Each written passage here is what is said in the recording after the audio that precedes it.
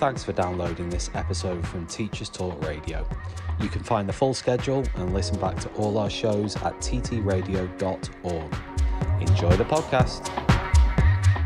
It's time for a fresh start to language learning. Pearson Edexcel's new student-centred French, German and Spanish 2024 GCSEs cater to the needs of all learners, regardless of their background, ability or reason for studying. Rooted in learned language knowledge, their assessments are transparent and accessible, allowing all students to showcase their language skills. Through inclusive and relatable content, the new Pearson Edexcel MFL GCSEs build a shared cultural capital that helps students develop an understanding of and appreciation for the wider world. Find out more at go.pearson.com/MFL GCSE 24. Good evening, everybody, and welcome to Teachers Talk Radio once again for my weekly slot on here.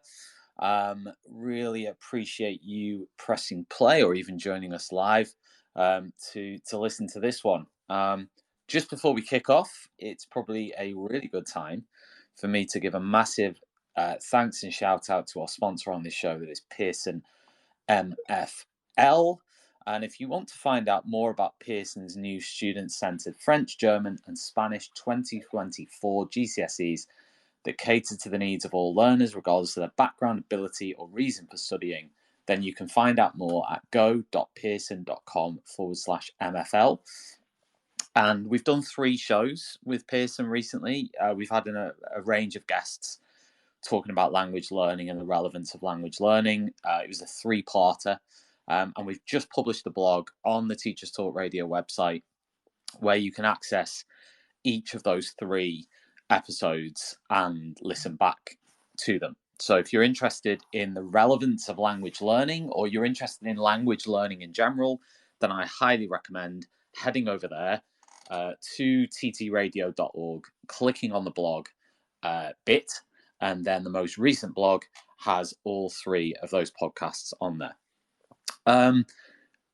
Just also before we get into the topics for tonight, we are now, I've been reliably informed that we are approximately 25 followers away on Teachers Talk Radio from 17,000. So come on, click that follow button on Teachers Talk Radio. Give them a go.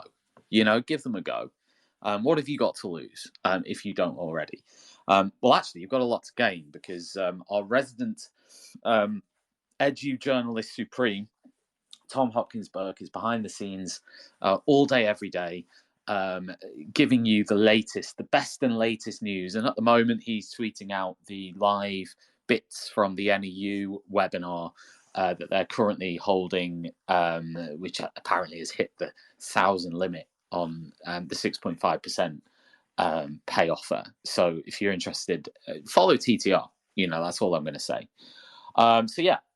Massive thanks to Pearson for sponsoring tonight, and we're going to crack on. Now, what I thought we could talk about this evening, I'm going to start with this particular topic, is a tweet that I put out on Thursday or Friday that caused more of a stir than I thought it would when I tweeted it. And it was essentially about the idea and the concept of laziness. So I'm going to read you the tweet first. So this was on the 14th of July. A lot of kids want to bunk lessons because they are lazy. Some kids want to stay at home and bunk school because they can't be arsed. It's not trauma. It's not poor relational practice. Why is this now an untruth or blasphemy to say? That was my original tweet. Now, obviously, it got a heck of a lot of responses on Twitter. I'll read a few of them out. I'll read a fair few of them out. Joe said, "Your do now task probably isn't engaging enough."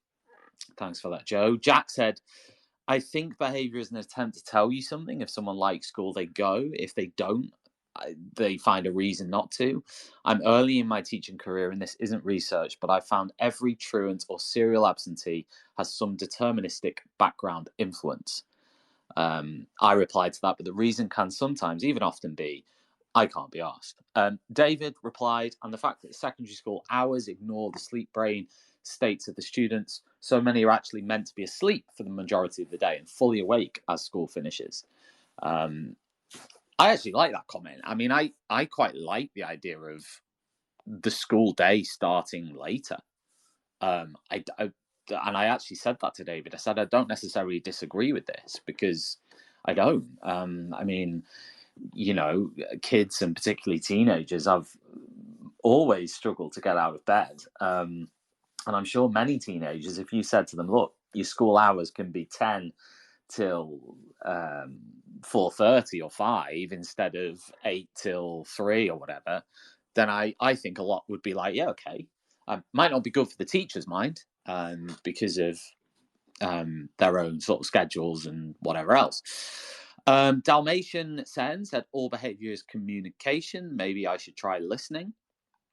Terry said there are lots of reasons kids miss school. Unfortunately, you can't make sweeping generalizations and have to take each case as it comes to resolve it. It's not easy. But calling kids lazy, I would argue, is lazy. I replied to that. Some teenagers are lazy, though, not just some, a lot. This is something to be normalized. They are just normal kids. Olga said, I made my eldest go to school for far too long. Consequently, he had autistic burnout. He was not lazy. He had severe anxiety. And we as parents made it worse by forcing him. Our best decision was to keep him home after Christmas 2016. Thanks for that comment, Olga. Sarah said, our students had 2 years at an age where they were deeply impressionable, where they were reminded constantly that if they go out and mix in a crowd, they could catch a disease that would kill them or their loved ones. It's not a surprise they don't want to attend school. Janice from Denver in Colorado said, thank you, I'm tired of everything being trauma, in inverted commas. Michael Tidd said, also, no doubt a lot of them get away with it because their parents are lazy. Just a Geordie Lass said, do their parents have anything to do with this? I have a 15-year-old girl, and if she can't be asked to go to school, it's tough. SHIT, she goes. That's a tweet from Kelly, the Geordie Lass.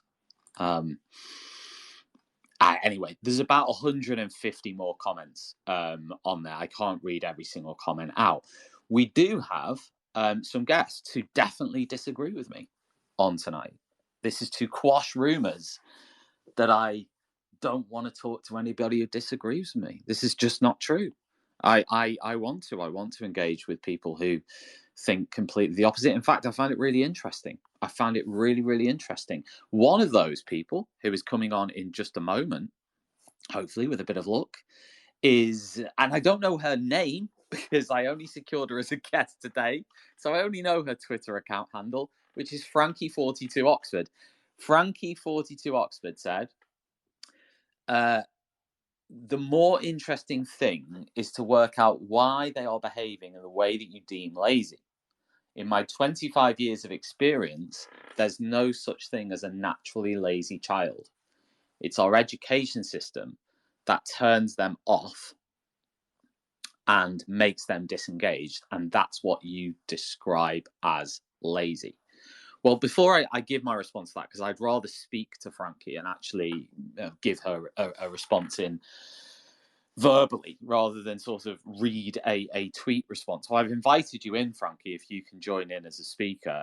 Hopefully, admin, if you're having any problems, just DM TTR account and we can hopefully try and get you in that way. Let's see if Priestley Kem has anything to say, because Priestley Kem is calling in. Are they real? Possibly. We'll see. Priestley, are you there?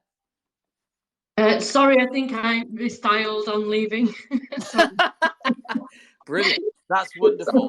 That's absolutely fabulous. Do you know what? Before you go, do you have a view on if children can be lazy or not? That's a big question. I've been following this thread all day. I've been teaching for 35 years. And I've noticed a big disengagement since the lockdowns. But I don't think it's naturally, it's not laziness. But then I'm fortunate enough to teach A-level chemistry. But I know they do need a lot more nudging. So I don't think it's a 50-50 they are lazy or they're not lazy. So I'm quite interesting to hear your guest. Yes. So I'm sorry for Yes. busting in there. No, I'm going to let you continue to either run the bath or do the washing up. It's one of the two. Okay. So enjoy and goodbye. Frankie, are you there now? Yeah, I am here. Can you hear me? Hello, I can indeed. Hi. Thanks for coming on. That's okay. Right, I wanna dig into this with you. I want to ask you about this tweet. So you've said in I've already read my tweet out about kids being lazy. I don't mean all kids, because I mean my tweet here says a lot of kids want to bunk lessons because they are lazy. Out of the kids who want to bunk lessons, not every child wants to bunk lessons. Some kids want to stay at home and bunk school because they can't be asked. It's not trauma. It's not poor relational practice. Why is this now an untruth or blasphemy to say? I completely understand that this was a very controversial statement for many people. Your response was the more interesting thing is to work out why they are behaving in the way you deem lazy. In my 25 years of experience, there's no such thing as a naturally lazy child. I want to ask you about this first. By the way, what is your name? Is it Frank? No, it's Julia. Okay, Julia. Sorry. Nice to meet you. No, it's fine. So this thing of I want to dig down first. Tell me about this bit. In my 25 years of experience, there is no such thing as a naturally lazy child. Can you expand on that? Yeah, I think maybe that my experience is a bit different from other people because I started off teaching in Scotland in primary 2, so that's kind of 5 to 6 year olds, and I spent a bit of time in nursery as well, and then I've come all the way through up to A level, and I guess therefore I can see where things start to go wrong because I've gone all the way through, and I don't think that when children are young that they are in any way lazy. Young children are curious and they want to learn, and they're engaged so easily and so quickly. And I just think that we start to go wrong at a certain point, and my view would be that happens at the top end of primary and the beginning of secondary, because I mean most teachers will find, won't they, that a year 7 class come in, they're all really bright-eyed and bushy-tailed, and then kind of year 8 year 9 things start to go a bit wrong, and you maybe get a bit focused back by 10 and 11 because there's GCSEs being sort of held over them.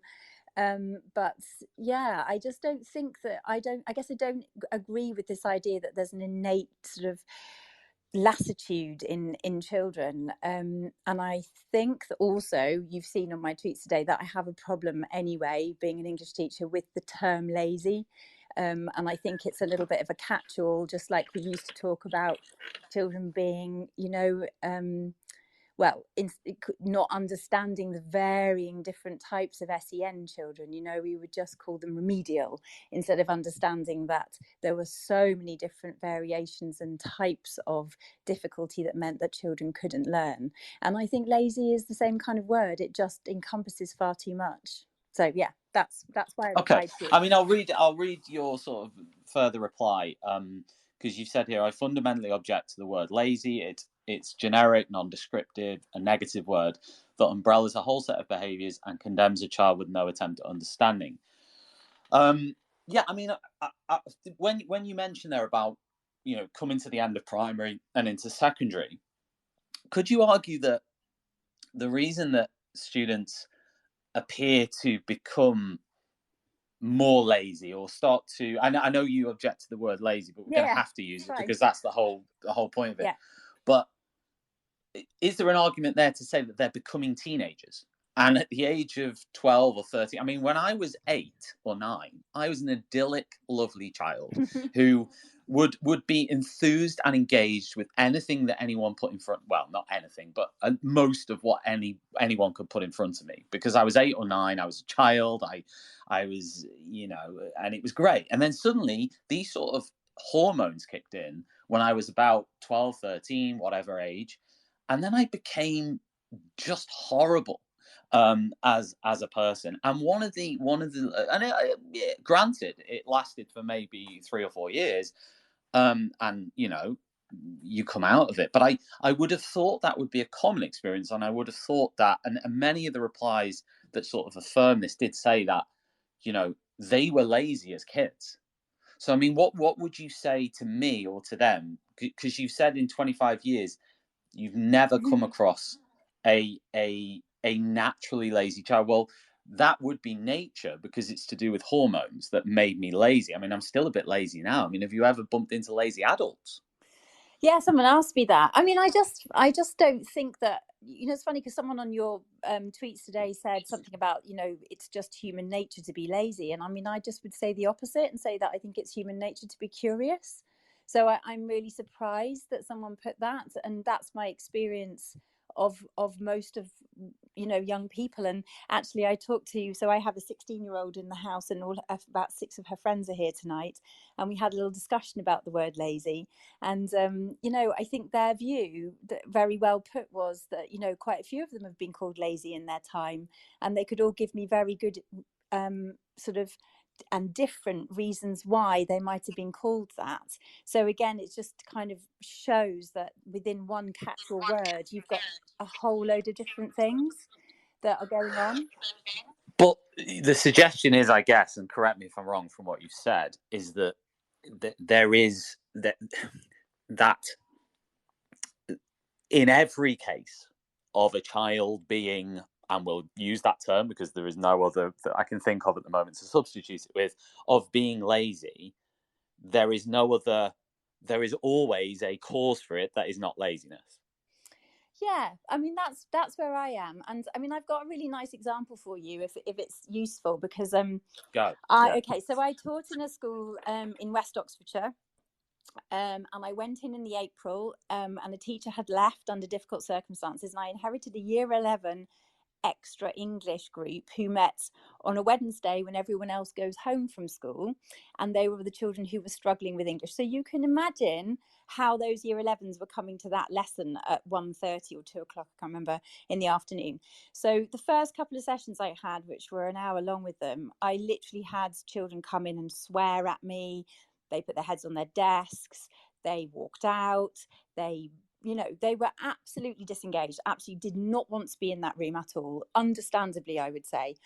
And after trying a lot of things, and I won't bother going into it, but lots of things that failed, I'm not going to say I was some kind of wonder teacher that sorted it out within a week. It took me 6 or 7 weeks to kind of work out what to do.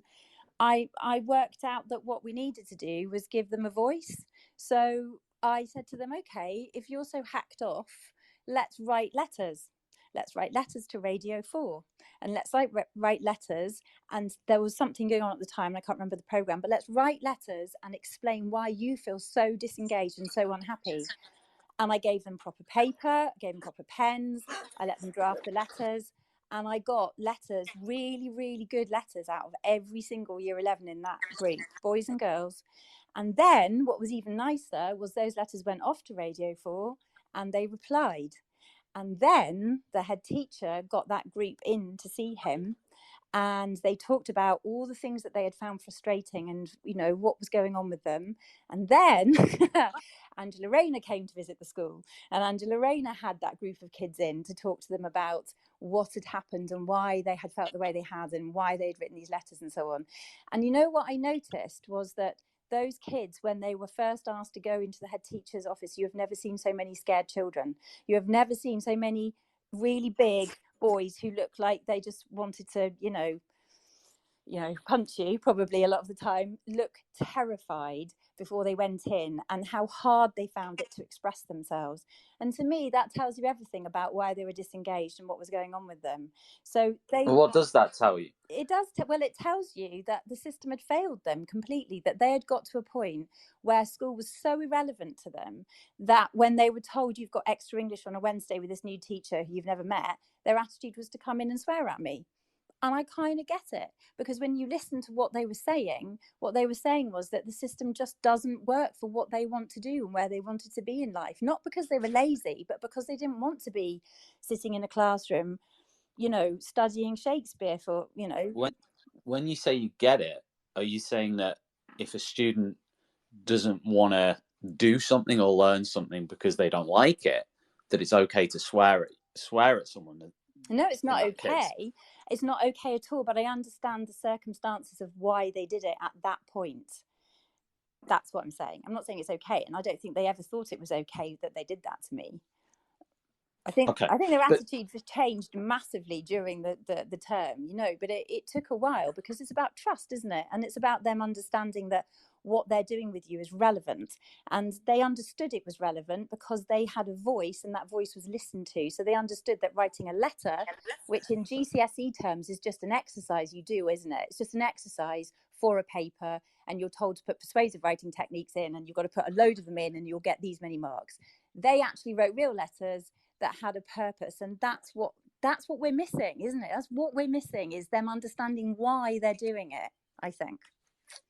I mean, that may or may not be true, and there will be many people who would say it is true, about, sort of like, a number of students not feeling purposeful in their work in school, but also that doesn't necessarily negate the idea that laziness exists as a concept, and the definition of lazy is unwilling to work or use energy. That's the very simple definition of laziness.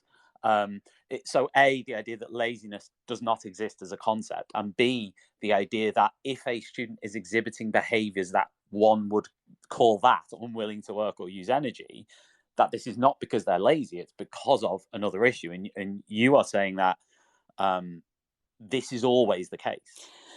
Yeah, I think it always is, because I think every behaviour is telling a story, and I think if kids are disengaged, there's going to be every child's an individual, so you can't possibly say it's going to be the same for every child, because every child's coming with a vast number of different things.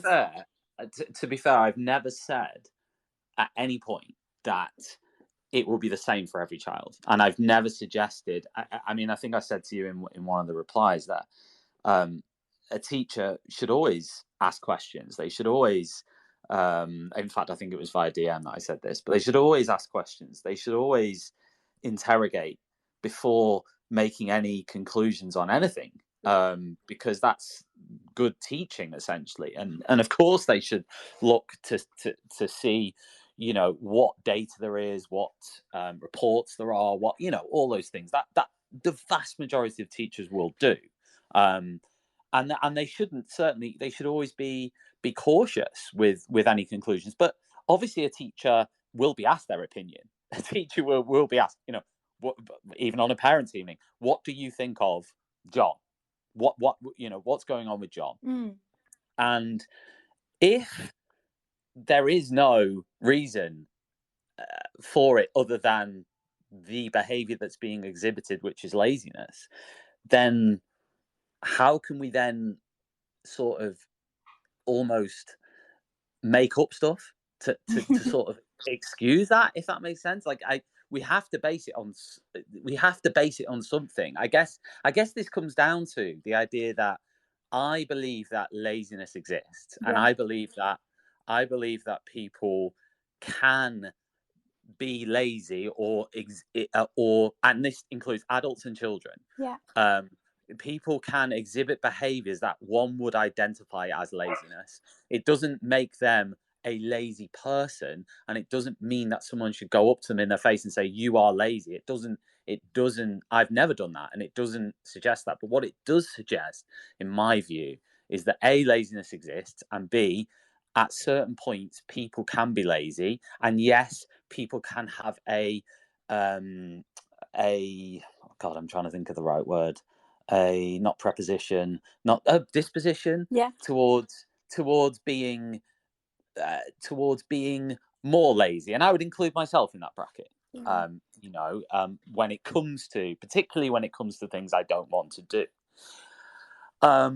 So that's why I was sort of, I guess, surprised, because I genuinely thought that the majority of people would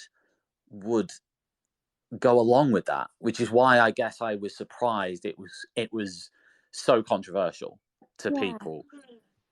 So I guess my view is this, that it has quite negative connotations, and well, it does have negative connotations in the sense it is a negative behavior. Yeah. So if you say, I think so. If I say, "Oh, Julia," I think Julia is lazy, not Yeah. to you, but to someone else. I think Julia is lazy. Yes, that has negative connotations, but at some point we have to be. If that's if that's after much cautious deliberation, if that's what we think, if someone asks us our opinion and we don't give it in an honest way, then even if that is negative or critical, then is that then letting down those kids? Well, I just think it's about being more specific. I just think you have to be, if you know the children in your class really well, you find the specifics. So when you're talking to parents or you're talking to other teachers, you dig down to the specifics of what it is. So you look beyond what the obvious, the behavior is. They don't do their homework. When they come into class, they don't open the book, they don't get stuff out, they never bring their belongings, they never put their hand up. When you ask them to do a group task, they never contribute. I mean, there's all things that you could then say, well, they're just lazy, they don't try.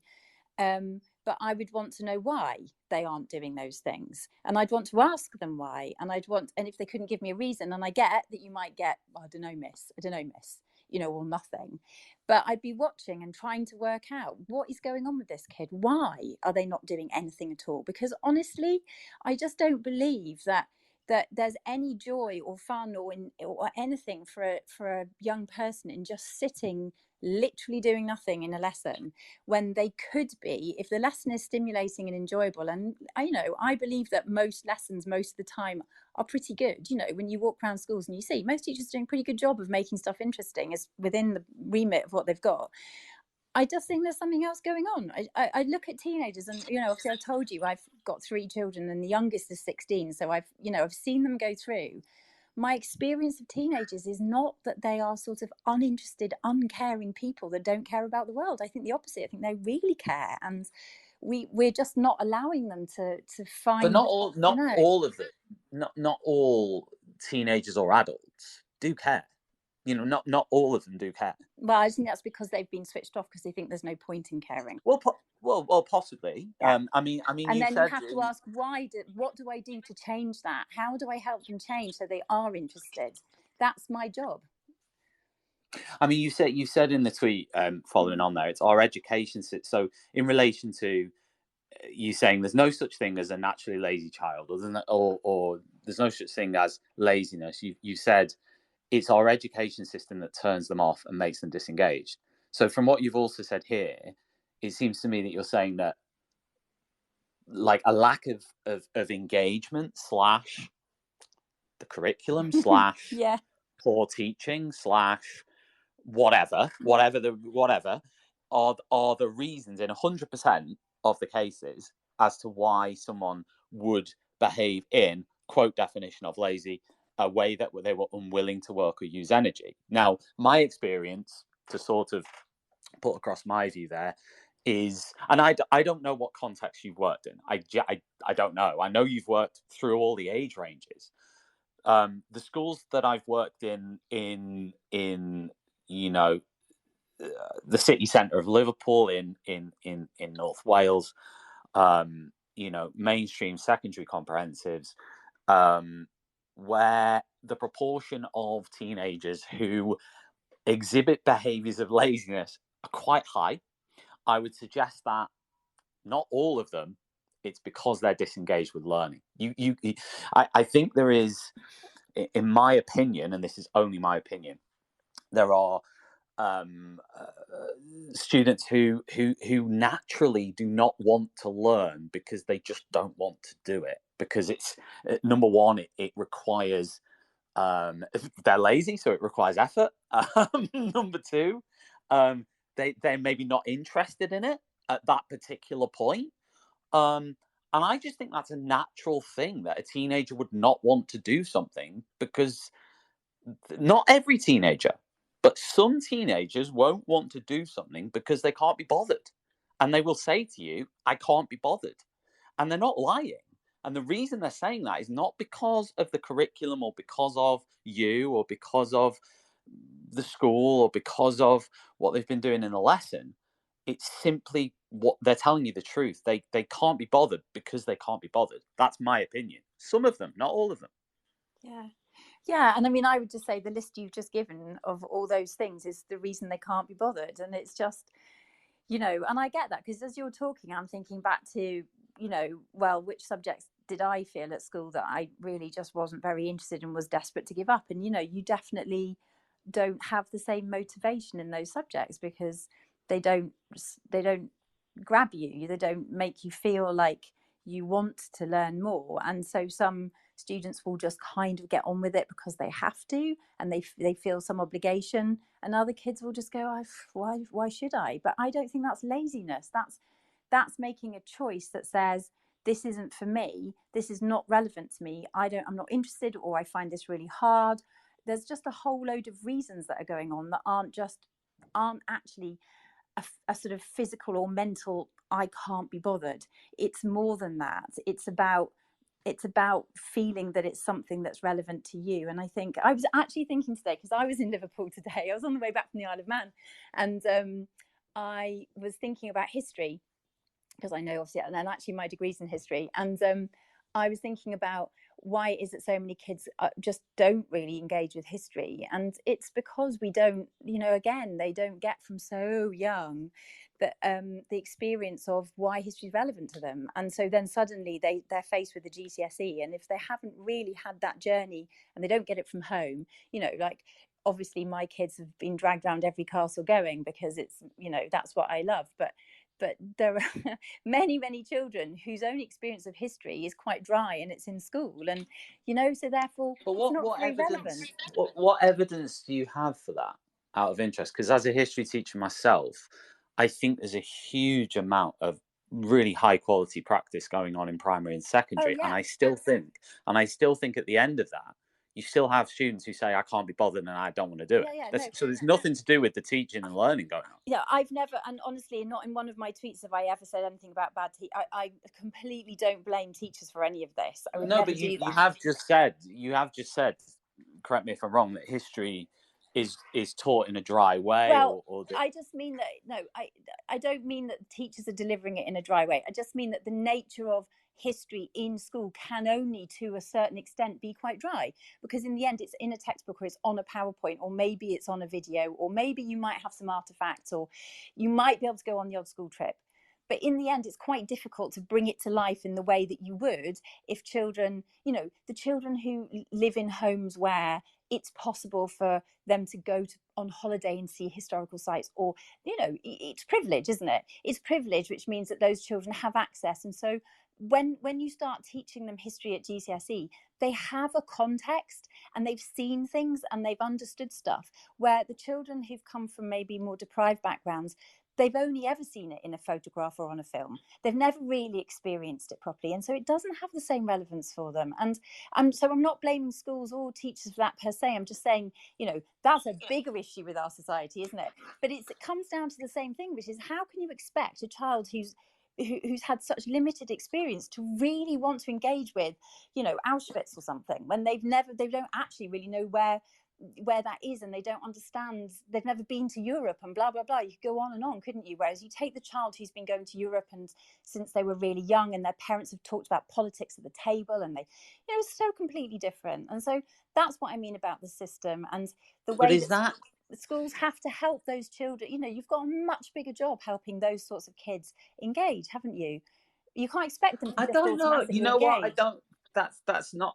In some ways, that's not my experience. I worry there about sort of the expectations we're putting on students from, disadvantaged backgrounds compared to not, by saying, oh, you'd expect them to not be as interested, you'd expect them to not be as engaged, you'd expect them to not be. I don't go along with that. I sort of, in my experience, the kids that I've taught, it hasn't necessarily mattered their background. They and it certainly hasn't mattered from my perspective either, but it hasn't mattered from theirs in terms of the engagement they've shown in history. I disagree that history is inherently a dry subject. I disagree that. I don't think it is, and I don't think that it in this country is taught in a dry way. Again, neither of us probably, we'd have to go around the entire country and sort of like look at every history lesson that's being taught. But in the experience of, if you only have to look at option numbers at GCSE to see that a lot of students take history, a huge amount of students take history at GCSE level A lot because of they boys want do, interestingly, though, isn't it? It's very skewed, and A level even also. That's a whole other issue. But I don't know the stats on it. I mean, a lot of Yeah, girls, okay. I've taught classes over the year that have been 80-90% girls, Okay. and sort of 10-20% boys. But yeah, I mean, I don't know the stats on it. You could be right. But the point I'm trying to make is, do you think that's, do you understand my concern there in sort of Yeah. I'm not saying, trying to make generalized that, statements. I'm just saying I can understand it. I can understand, and my experience, because obviously, although my degree's in history, I've mostly taught English. My my experience is that when I've taught, and you've got to know that I've taught in some extremely privileged prep schools, and I've taught in some I've taught in schools in Oxford that are in areas of deprivation. So I've but do you done think the that could colour, whole. could that colour your impression that in 25 years of experience there's no such thing as a naturally No, lazy child? no, not at all. All I'm trying to say to you is this: that I am very aware of what privilege gives, because I've seen it. I've seen the children who are being prepped for Eton. I see what those kids have experienced, and I see what the kids in a state school in a slightly deprived area will have experienced. And I'm just saying that it's much harder. I'm not saying it's not possible, but I'm just saying that if you've got kids that are disengaged in those schools, then it might partly be because the subject is not feeling very relevant to them, because they don't have, it's not part of their life experience in the way that a child in a really privileged place might have. Not necessarily, I'm not saying they all have, I'm just saying that I've seen it with my own eyes. I've seen the difference that makes, and from quite a young age. And it's not fair. It's part of our world, and it's why people who've tweeted today about, oh, it's up to the parents, it's like, well, yes, it is. But when you've got parents who've been in a cycle of deprivation, and their families have been in that, for generations, you can't expect those parents to be able to do the same thing at home that parents who've had a university education or whatever are able to do. It's just not a fair comparison. So schools do have to pick that up a bit. I think that's right, isn't it? We've got Tom calling in. Tom, do you want to throw your 2 pennies in here? I'm not going to be long. I don't know where to start. I find this classist idea that students from more deprived backgrounds can't be as interested in history as students from a privileged background. I think it's complete and utter nonsense. And actually, I think it's insulting. It is insulting. I didn't students say who that. I have taught, many of whom have come from impoverished and disadvantaged backgrounds, who have received the awe and wonder of history from history teachers in their classroom, who don't, it'd be wonderful if we could take students out on school trips every half term. It would be amazing if we could. But teachers, and history teachers in particular, are experts at bringing the past to life in their classrooms, and they can do so through all variety of means, including from some which might be perceived to be more traditional types of engagement. But actually, the ability to bring the past to life through a well-chosen source or initial stimulus material, by looking at conflicting interpretations of the past, or by reading about a particular African kingdom from a textbook, I think it's insulting to say that some kids, naturally, through their human nature, can't be engaged by that. I think it's insulting to actually have that deficit model of some students whereby they get switched off by that. Actually, I think our students are naturally curious, they're naturally inventive, they're naturally creative, they're naturally intrigued by some of the awe and wonder and mysteries of the past. And history teachers are experts at bringing that to life in the classroom. And I think to suggest that kids are being turned off history by the nature of the subject matter, I don't think it's a fair argument to make. Julia, we'll give you an opportunity to respond. Well, I think you've misunderstood what I was saying, because you've just said exactly what I said, which is that children are naturally curious. That's what I started off with, which is why I don't agree with the idea that children are lazy. And all I was trying to say, I was not at all criticising history teachers. And I've seen loads of excellent, amazing practice in schools where I've been, and I've taught history as well as English. I'm not trying to say that at all. I'm just saying that if you have a child that's disengaged, it might be one of the reasons. I'm not saying it is the reason. I'm just saying it might be one of the reasons that they haven't had a grounding, a context at home, and therefore it's really difficult to make sense of what's going on. Just the same in English. You know, if they've never ever experienced Shakespeare, if they've never been to a Shakespeare play, but another child in the class has, they've immediately got an advantage. And it's your job as a teacher, isn't it, to try and close that gap and understand why that child doesn't want to engage, and that might be one of the reasons. That's all I'm saying. I'm definitely not criticising anybody's history teaching anywhere. Tom, do you want to say any more? No, I get the point, but I think it's and yeah, I think sometimes, and those of us who have taught some students who have come from a lower prior attainment and very lower prior attainment will know that sometimes students will switch off if they can't access the material, or if they can't access the lesson. Now, that goes for history lessons, that goes for any subject, and I think it's important that a teacher in any classroom, in any subject, is able to scaffold the learning or model the learning or chunk it and break it down so that all learners can access it. But actually, it's what Tom said in the past about moving the accountability spectrum ever so slightly further back towards the student and ever so slightly further away from the teacher, and not putting 99% of it towards the teacher, and actually giving the student and actually putting the onus on the student to engage, and not making it the job for the teacher to put lots of bells and whistles in. Julia?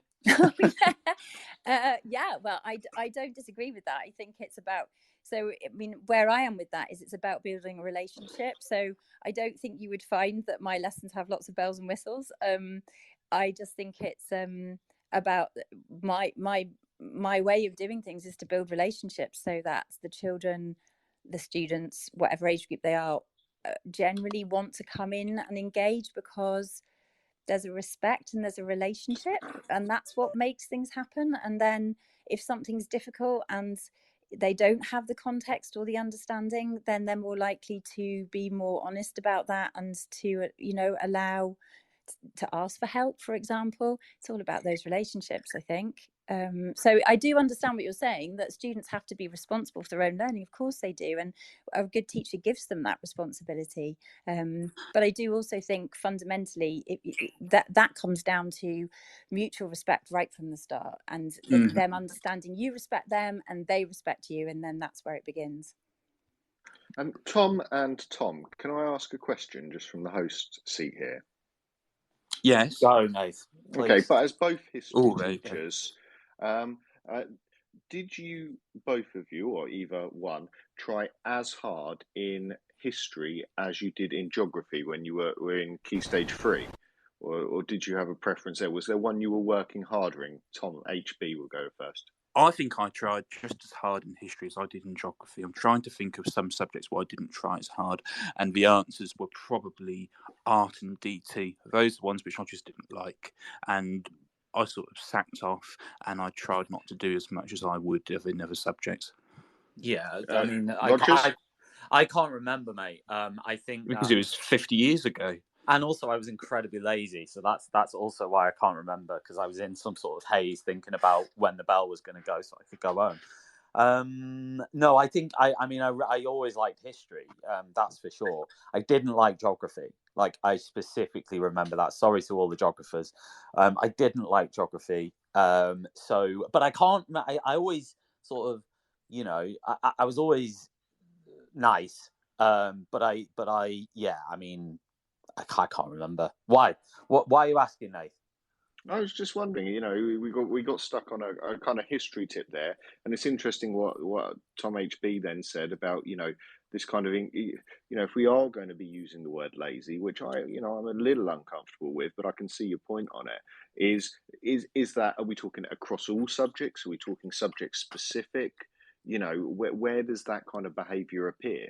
And that interests me about this conversation so far. Nathan, I have a question for you. Yes. I know you've taught in many a different school setting. How many meetings have you sat in where you thought, what is the point of this? When can I go home? Oh no, Is it hundreds? Hundreds. Hundreds. In a week, some weeks. But is that me being lazy? And I think a lot of this is hinged on that word in particular. I use that word. I use that word about myself. I use it in a semi-positive way sometimes to say, oh, I'm going to have a lazy Sunday today. And so there seems to be a lot of negativity hanging on it, when I tend to use it sometimes in like a positive or a descriptive way. I don't see it. I mean, can I just say, I don't see it as I completely agree with what you've just said, Nathan, in the sense that for me, I just see it as a normal human thing that many humans have, and particularly teenagers, because of the hormones that teenagers exhibit at that time. So, I'll be honest with you guys. I asked you. I slacked off in history, and I slacked off in RE, and not by any means. Those are two things that really interest me now. I was a geographer, and I put in loads of work into my geography, but maybe I couldn't keep that up across the board, or maybe I just didn't, for whatever reason. I wasn't interested in those things at the time, but I did slack off in them, and I can't say that wasn't any more than me not putting in 100% effort. So I would describe myself in that sense as I was being a bit lazy in those, and I could have picked it up a bit, but I'm not sure. I think it gets a bit blurry after that. But I think I want to bring Julia back in. Julia, this whole discussion hinges on the idea that whether we like the word or not, your idea is that there is no such thing as a lazy child. Yeah, I guess so. And that's what Tom was saying, that he thinks that, most students are naturally curious. And I mean, that would always have been my point of view, that, and I guess, like I said, it might come from the fact that I started off teaching, right at the beginning. And I've seen that curiosity. And I still think that's there in teenagers. I don't think it goes away. It's just that maybe their curiosity is in different directions at that point. And, they might have different ways that they're beginning to explore the world and understand. And, I would give an example perhaps of a student who found that, for example, watching and listening to podcasts and YouTube, is a good way of learning for them, which for A level, which might not be something necessarily. I know lots of teachers will encourage that in class, but not all students will think about that or access that young enough. Perhaps they might only realize that that's the way they learn by the time they're 16, 17, when perhaps they might have found that really useful when they were 12 and they were already watching loads of YouTube and listening to loads of stuff, but not understanding that that's the way their brain works, and it just takes a while to work that out. But all I'm saying is, in the schools I've worked in, this is what I find so surprising, is take away the word lazy, replace it with the actual definition of lazy, which is unwilling to work. Yeah. I have experienced hundreds, if not thousands, of children. This is not because, believe it or not, I was that crap. Okay? I have experienced hundreds, if not thousands, of children in my time as a teacher who have been unwilling to work when they've walked through the door. Never mind when they've actually sat down at a table. Now that may be, the schools I've taught in, or it may be the whatever. It may be my misunderstanding of their, of their behaviours or whatever. I don't know, but my opinion is that was a genuine unwillingness to work, and in many cases, not all cases, but in many cases, that was because they were unwilling to work, because they couldn't be bothered, because they couldn't be bothered. Tom, I have a question for you. When you're thinking about the hundreds of students who you've come across who fit that description, what's the gender balance? Do you start to think of boys, or do you start to think of gals? No, or is it quite even? It's probably pretty even, to be honest. I haven't really thought about that. So I don't know the answer to that one, really. Let's bring. I want to bring Gem. I want to bring AP teacher in because he's been waiting very patiently. Then we'll go to Gemma after that. AP teacher. Hi there. Yeah, I'm David. Just as a brief introduction, so I worked in mainstream and now in alternate provision. The first thing I want to jump into is what I think is the main reason this has been so controversial. I think if Gillian Keegan had tweeted out, a lot of teachers want to reduce contact time because they are lazy. Some teachers want more PPA because they can't be asked. It's not burnout. It's not need for planning time. Why is this now an untruth? I think that a lot more people would have been quite incensed by that. And I think it is that word lazy where it's pushing so much more of the onus on towards, in the case of your tweet, onto the students. And I think that core reasons for disengagement are so much broader than that. So do you think students can be lazy? Hello? I think that, hi there, sorry. I think that people can be lazy.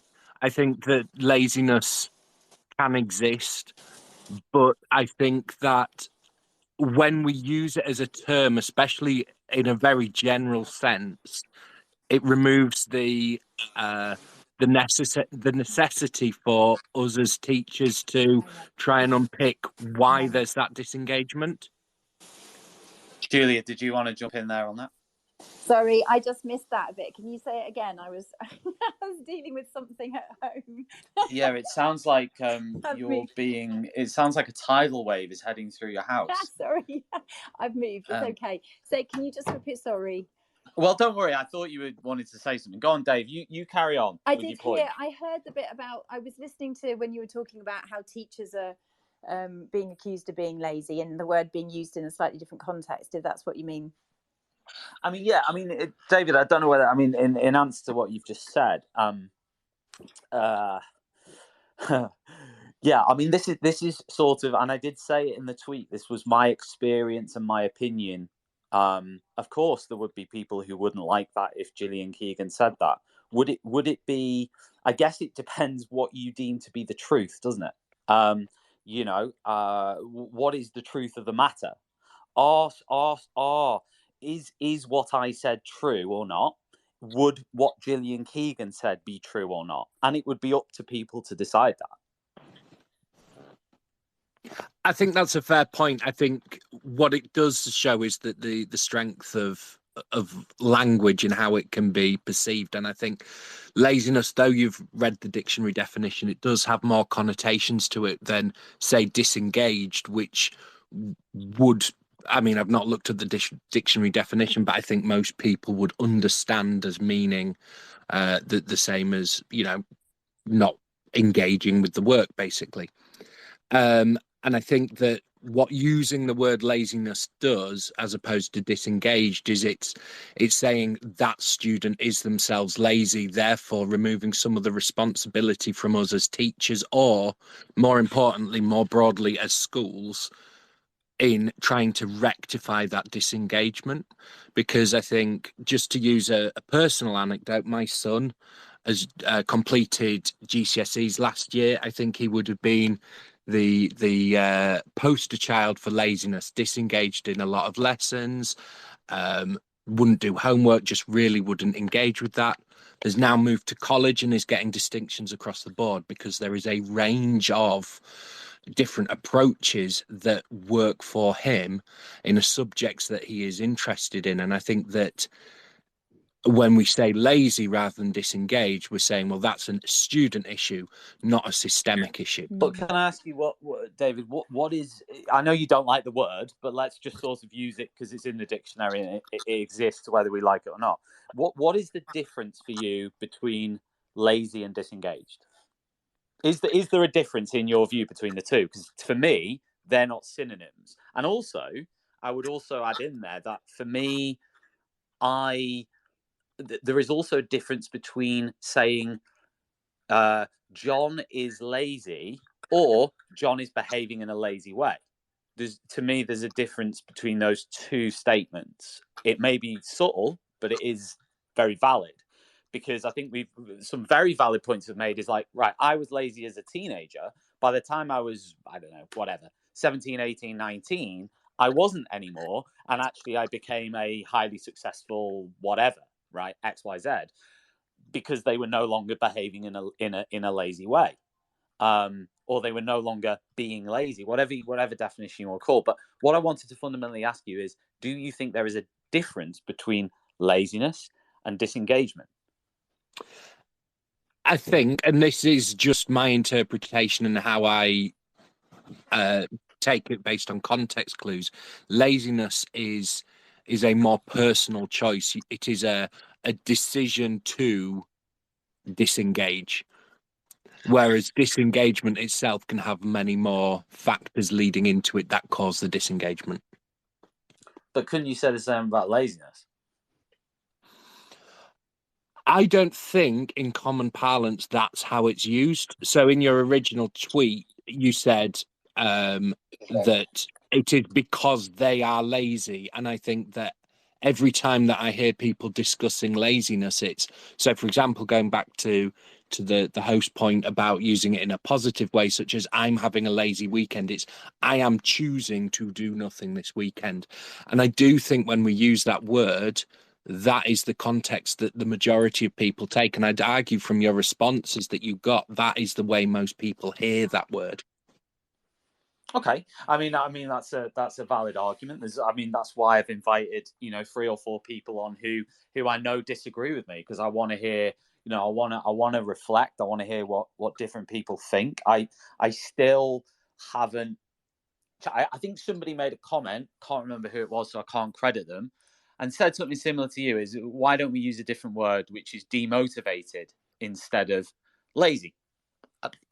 I think that's a valid sort of argument to make. I'd need to think on that, but I think that was okay. I mean, it's obvious the word lazy sort of makes people uncomfortable and whatever. I personally, I think it comes back to what I said earlier in terms of not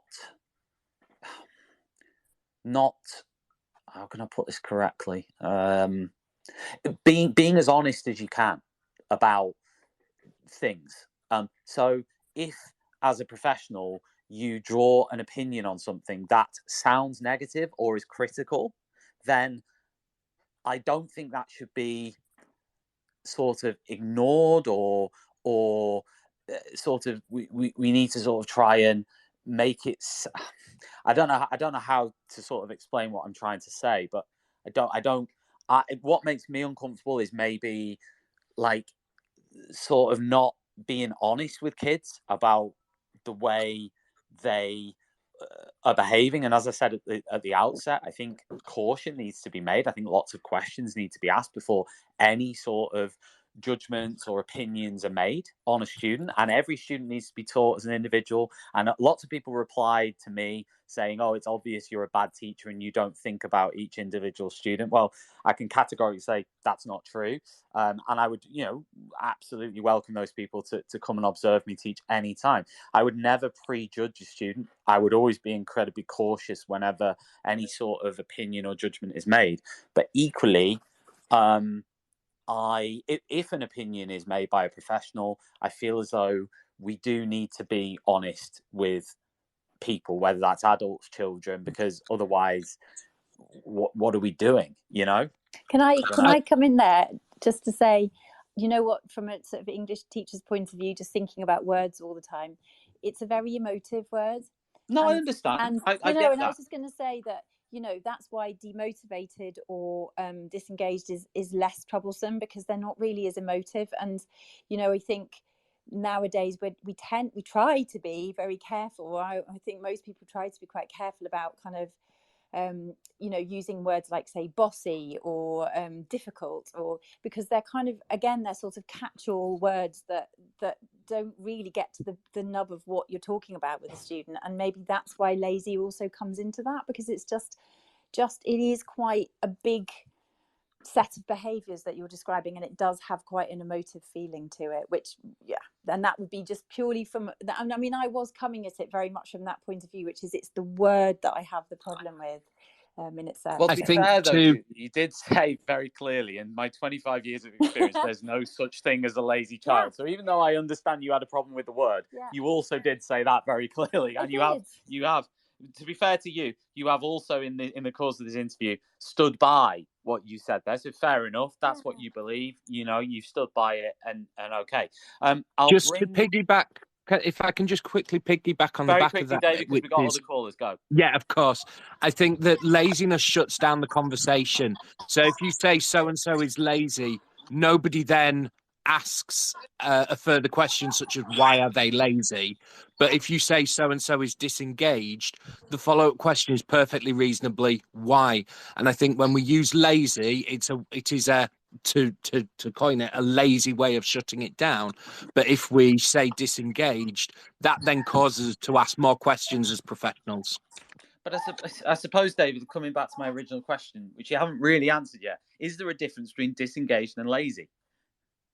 I think if you are going by dictionary definition, no. But if you're going by colloquial use and the way that everyday understanding, then yes, the difference is that laziness is almost an innate quality of a person, which is immutable at that time, which is immutable. Therefore, when we say that person's lazy, no one says, well, why are they lazy? Whereas if we say that person is demotivated, that's no longer an immutable characteristic. That is something that we can go, why? How can we amend that? And I think that is a really key difference. Right, I'm going to go Gemma and then Tommy and then Paul, who's just called in, and then Brent. So Gemma, what are your thoughts? Can students... Oh, just before Gemma speaks, can I just say a massive shout out to our sponsor tonight, which is Pearson MFL. So if you're interested in modern foreign languages, please go to the Teachers Talk Radio website, click on the blog icon, and there are 3 podcasts that we've done in the last 3 or 4 weeks about the relevance of language learning, hosted by Darren Lester. They're absolutely fantastic. I'm not just saying that because I'm part of Teachers Talk Radio. They genuinely are really good. So if you have a chance to listen to any of them and you're interested in language learning, click on that blog. Check it out. You've got links to all 3 episodes in there. And also do check out Pearson MFL's new GCSEs at go.pearson.com/MFL. Gemma, do you think students can be lazy? Do you think lazy exists? Hi there. First of all, I think this has been a really interesting discussion and it's been nuanced, and it's very difficult to get that on Twitter. You can tell that by some of the comments and the way that some people have just been shouting at each other in the comments. But when I read your tweet, what I took it to mean was that there seems to be this trend, particularly in Scotland, to assume that all behaviour is being caused by some kind of underlying pathology. And some people are very evangelical about that. And I related to what you said about how it's, what was it you said, that it's like blasphemy to say anything else. And I think sometimes we're going down the road of thinking, you know, there is no other possible factor that can influence behaviour. Like, and we know that's not true. I've got a psychology degree before I was a teacher, and there's infinite factors that can affect human behaviour. Young people are as human as us. They're as capable, you know, they can make choices, good choices and not so good choices. And I just took it to mean that not everything is caused by something being terribly wrong.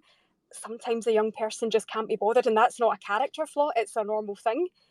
I've said that to students, like, sometimes I can't be bothered as well, but we just need to power through. And I think that's a bit of a life skill as well, to say, you know, sometimes you just need to be self-motivated in some circumstances, you know. And of course, sometimes there is something wrong, there is a reason for disengagement, but I think we're in danger of going down the road of being too quick to pathologise everything and everyone, if that makes sense.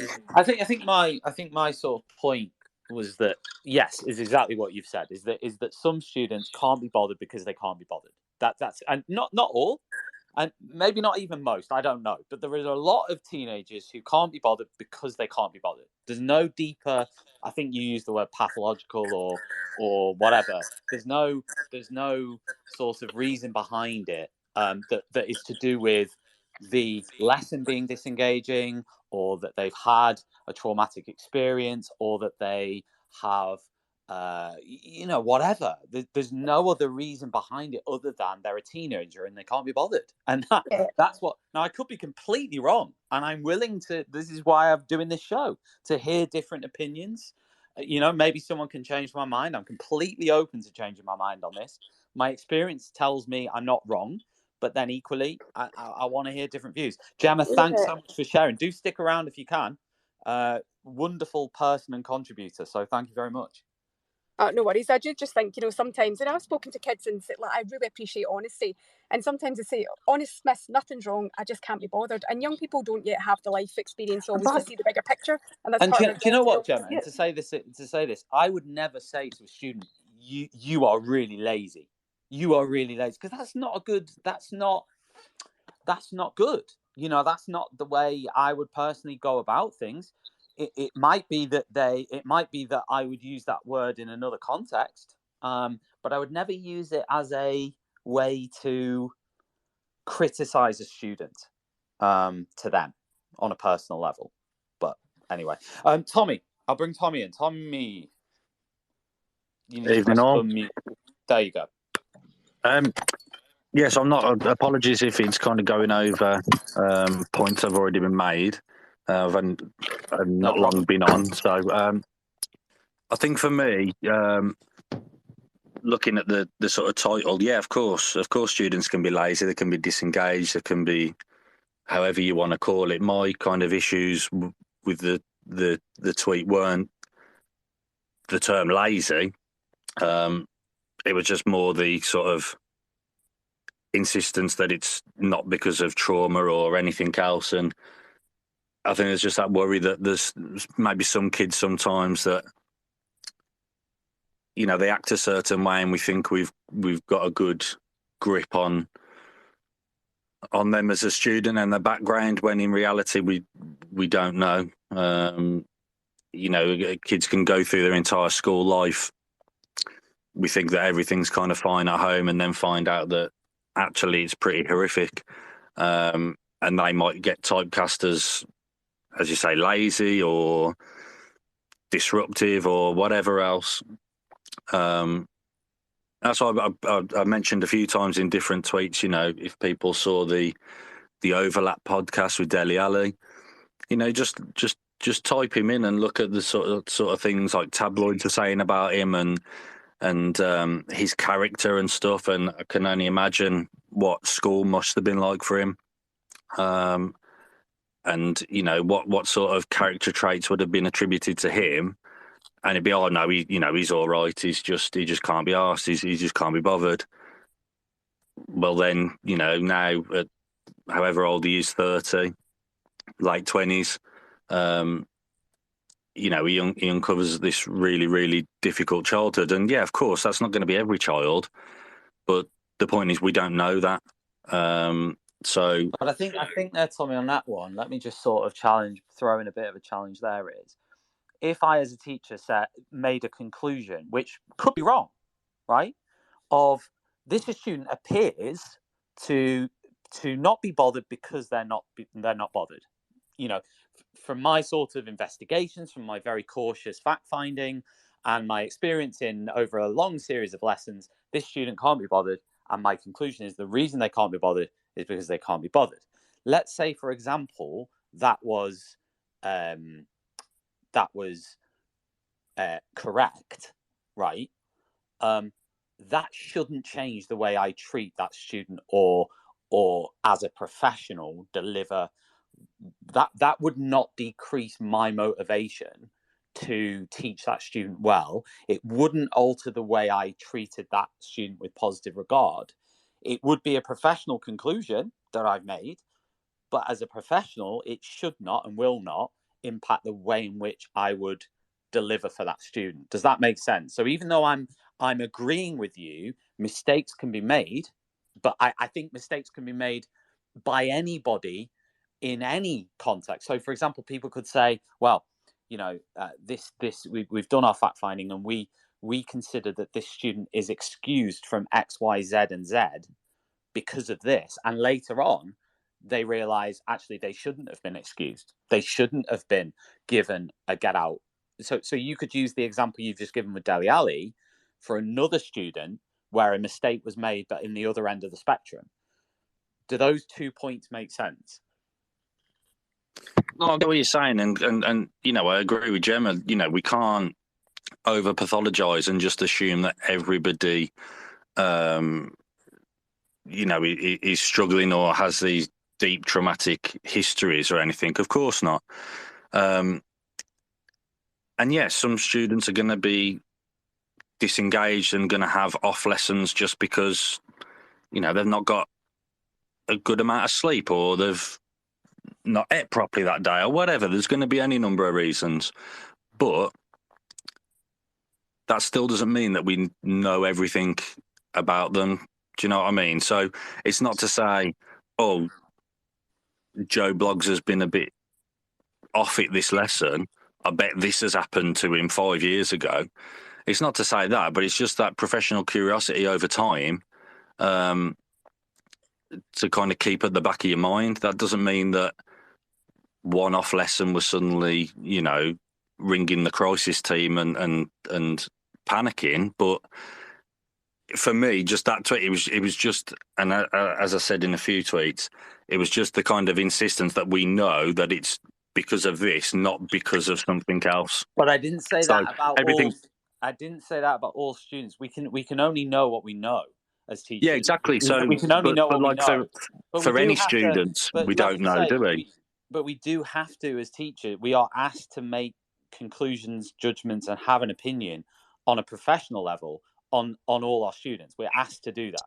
So at some point, you have to, as a teacher, be able to offer your opinion on the behaviour and also potentially the reasons for the behaviour, if there are any, for that student. You have to be willing to do that. So every teacher, there's no way that a teacher would not at some point make a mistake or a miscalculation on that one way or another.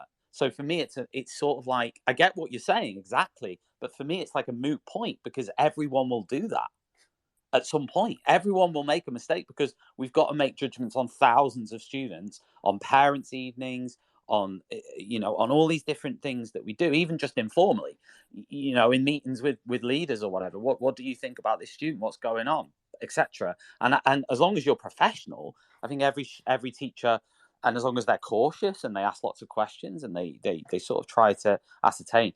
I mean, the point. Yeah, I get that. But no, sorry, my Tommy, point, sorry, you know, it's not.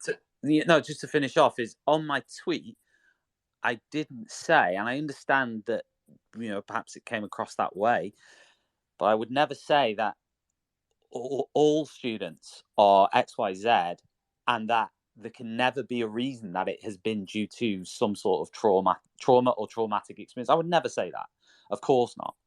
But what I can say is what I said in the tweet, which, and I also understand that people don't like the word lazy. That's absolutely fine. I get that bit. That's, you know, and maybe I could look at an alternative word to use in future.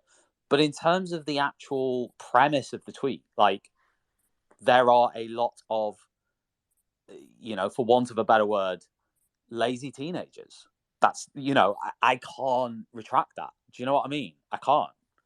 No, of course. And yeah, like I said, there's going to be lazy kids. And of course, looking at it objectively, out of those that are disengaged, lazy, whatever, some of them, there won't be, you know, those issues. All my point was, yeah, looking at it in the front of the class, we don't always know which ones are which. So, yeah, you're going on about making mistakes. It's not making mistakes. You can pull a kid up for being disengaged and stuff and ask questions.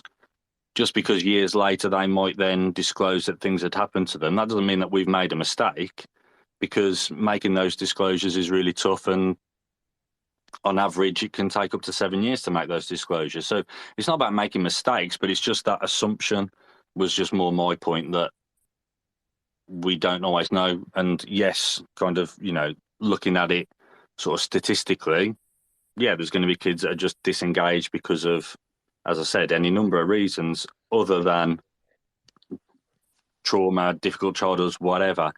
But it was just that kind of assumption that was coming across, that I was challenging, and that's it. Well, yeah, I mean, I understand how that came across. It certainly isn't my point of view. I think there can be a variety of reasons for every behaviour, and I think that every student should be treated as an individual, and no prejudgment should be made, and certainly no sort of judgment should be made. Professional judgment should be made quickly and without caution. They are my genuine opinions. That's what I've done throughout my career. But in saying that, I sort of I think Gemma made the point earlier. I think that perhaps there is a feeling of some teachers, not all, getting a bit frustrated with every time a teacher says this student is behaving like X, or this student has done X.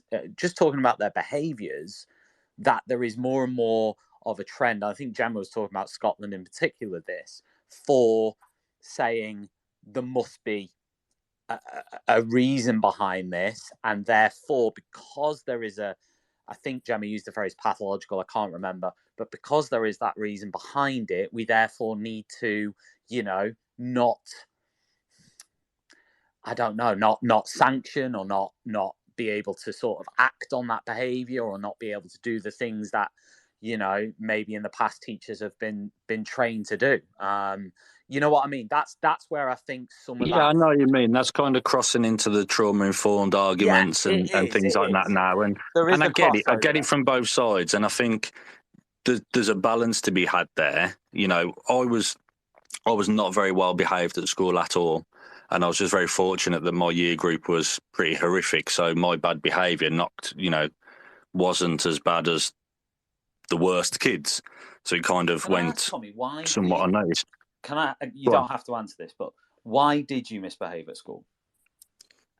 At the time, I didn't have a reason for it. Looking back now and going through CBT and stuff, I had very, very low self-esteem and self-worth.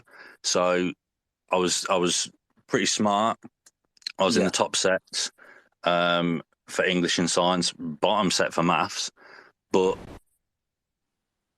because of that low self-esteem and low self-worth, and just how things worked for me, trying and putting the effort in was quite risky, because then if everybody knew I was putting effort in and I didn't get top of the class, I look an idiot. So for me, it was easier to mess around, drift by and just get B's and C's than put the effort in and not look good, if that makes sense. So then I got moved down due to my behaviour, which was a big mistake for them, because that just meant I could misbehave more. Yeah.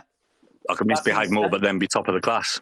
So, looking back now, I can see my behaviour. What should those teachers have done, if you see what I mean? Apart from obviously moving you down a set. Tommy's still there? I think Tommy's got a mic on. I can't. Oh, there he is. He's back. Sorry, was I cutting out then? Yeah, I think you went briefly. Yeah, so I was saying, if obviously schools are very different places now to when I was at school in the sort of 2000s, from 2000 to 2007. So there wasn't anybody you can go and talk to in a pastoral kind of way. So I would have detention pretty much every single day. I'd go and do my lines, and then they'd just rip them up and chuck them in the bin. I'd play football for 10 minutes and I'd be happy. It didn't bother me one bit. So this is why, when people sort of scoff at like the restorative conversation and things like that, for certain things, that probably could have had a decent impact on me, because I would have been able to talk things through and maybe start to break down why that behaviour was happening. That didn't happen, so it ended up being in my 30s when I ended up trying to break it all down. I think for me, the fundamental idea of a restorative conversation is obviously not a bad one. I think there is great. I think the issues for me with it would come about with, number one, the amount of time individual teachers have to do that. Two, getting it right. Three, the use of a restorative conversation instead of a sanction or something meaningful that is a consequence. And sometimes that, I'm not saying a restorative conversation can't be a meaningful consequence, I'm not suggesting that, but I mean a meaningful sanction. I mean something that comes alongside that, and that they would be my issues with the actual idea of I think what you said makes perfect sense in terms of, you wanted someone to have a conversation with you about things, perhaps. Maybe. Yeah, exactly. It's like, someone just said, "Come on, mate, like what's going on?" Yeah. Who knows? Yeah, who knows? Who knows? Okay, Tommy, listen, mate, that was a really good contribution. So thanks very much for sharing your view. Appreciate it. Thank you. Okay, we'll move on to who was next? My God, I think it was Paul. Actually, Paul, you're next. Hey, yeah. Can you guys hear me? Okay. We can. Lazy is such an interesting word because, if you look at the definition, it just means unwilling to work or put in energy, right? So it's, I think for very good reasons, become stigmatized because of the way it has put blame on students over, the course of our history and education. But in itself, it's not, it's not a negative thing. And in fact, it says nothing about the intelligence of the student. In some ways, it may mean that the student is more intelligent. In that, all it's saying is that the student is just not putting in the energy into a task which they don't feel is rewarding for them. And every student is making those calculations several times a day about all kinds of activities. We do it ourselves. They're lazy. God knows I'm a lazy adult. I'm not always engaged in my job teaching, to be honest. So, to admit that and come from a place of just, it's gone from being an epithet to then the people are trying to use these euphemisms like disengaged, which really isn't the same thing. You can have students that are engaged and lazy. They just may be lazy about doing certain types of engagement, which I think Tommy, his experience is instructive, because I think a lot of kids who are bright, they don't want to test that, and that's sort of like they would be putting things at risk if they didn't do well in a certain area. But I think part of the problem is that people are taking it as they're imagining a prescription that should be applied to laziness, and they're seeing it as like there's almost like there's this archetype of the bad parent, which is wagging its finger at the child, like, you're lazy and it's your fault.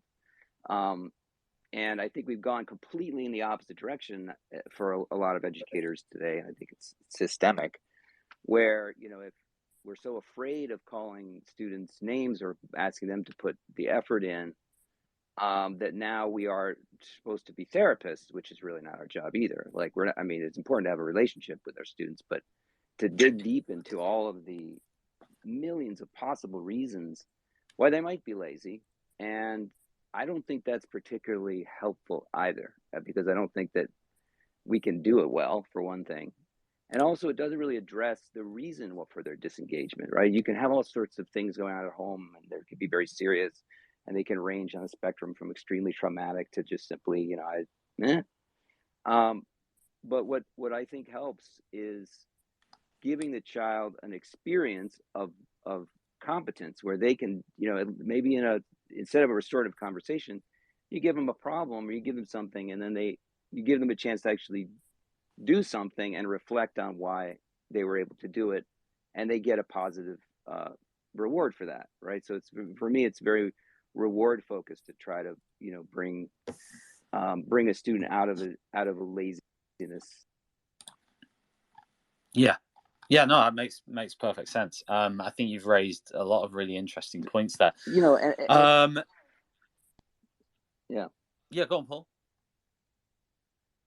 Oh, Paul's gone. Right, Raquel. Like a laziness. Oh, Paul's back. Oh, sorry. Go on, Paul. Sorry.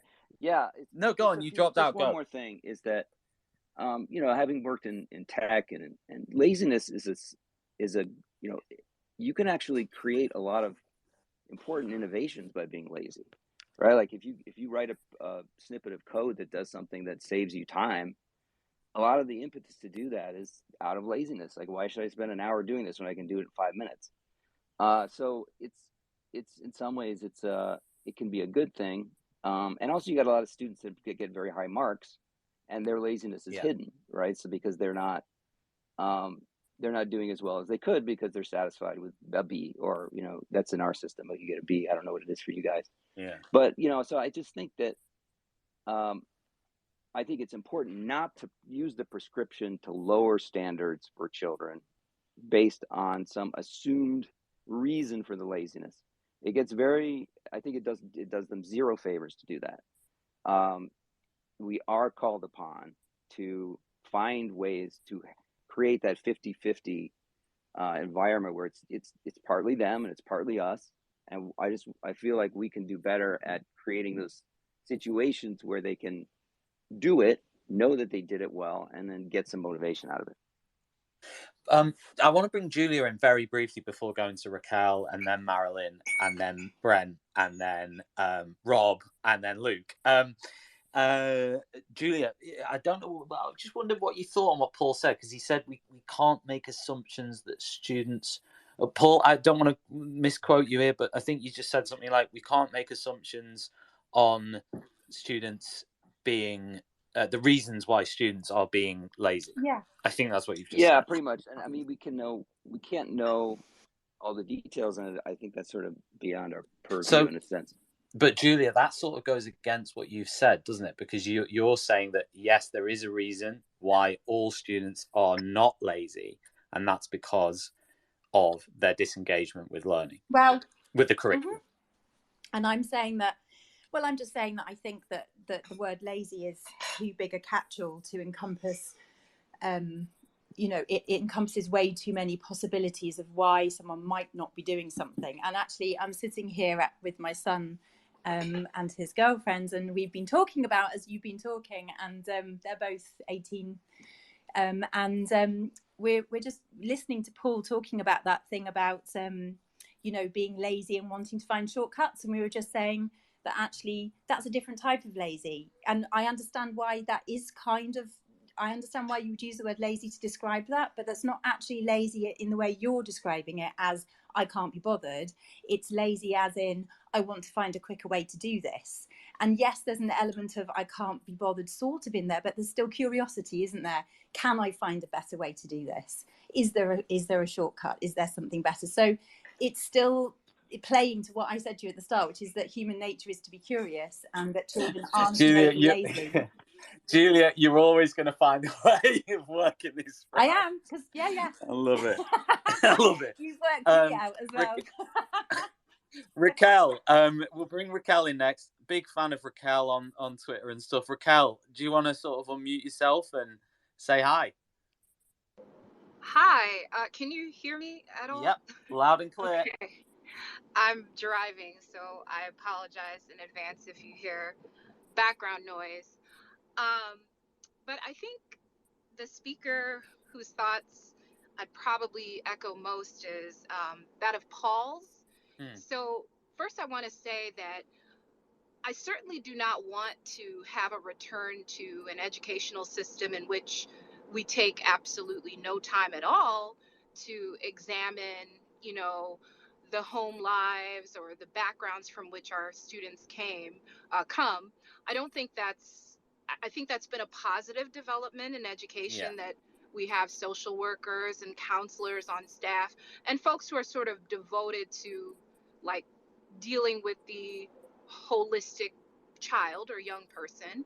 But as Paul stated, I would also agree that we've swung in the opposite direction, in that it seems as though we're very, very uncomfortable with ever placing the locus of control within the hands of a child or within the hands of a young person. And this happens even when we've exhausted all possible resources. I'll give it like a brief anecdote from, you know, the course that I'm teaching right now in the summer. We give students, it's a pre-high school class. It's intended to acclimate students to high school, so they're rising 8th graders in the US system. And so we've given them homework twice a week, very predictable, Monday and Wednesdays, to get them in the habit of doing homework. It really is usually like a 20.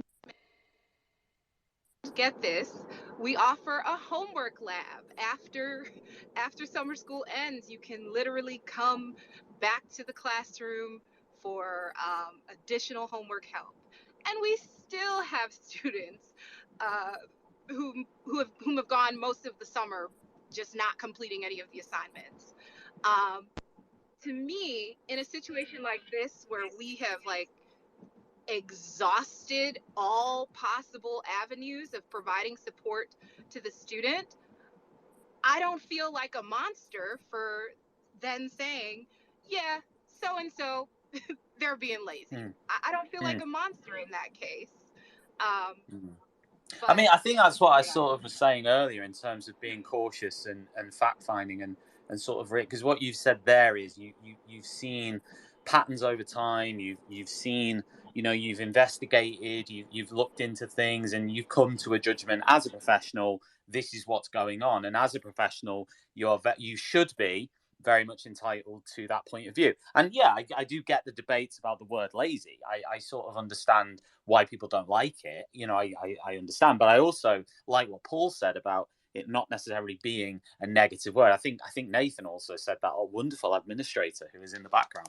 A few people have sort of made that point, which I also think is a really good point to bring into things. Raquel, thanks so much for ringing in. That was great. We'll move on next to Brent. You're going to have to wait, mate, because I know when we get you started, it'll go on for a long, long time. Oh, I'm just going to pose a question. Go on quickly. So everybody listening, I'm going to say, if I'm a parent myself and I ask any parent, and I ask a parent about their own child, and I've had enough parents evenings, I must have spoken to thousands of parents over the last 20 odd years, and a lot of parents will say to me, look, my child's lazy.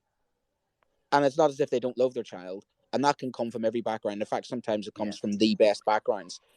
So children are inherently lazy. Their parents will tell them that. How many times they pick up their this, that, pick up. We know that's in their nature. I'd ask this question, and I miss my theory, my hypothesis. I study motivation as part of my master's because I want to know what makes people tick as a social scientist. As a working class kid myself, I want to know how I got myself out of where I got myself out of, and why I'm so motivated. Brothers, per background, proving a point, all those things. And I've tried to analyze why I was successful against all the odds. But here's my question. As an educator in the last 20 years, I find myself doing more. I find the children doing a lot less. I can only come to one conclusion. And I'm sorry if some people are triggered by those words. I think our children are becoming more lazy.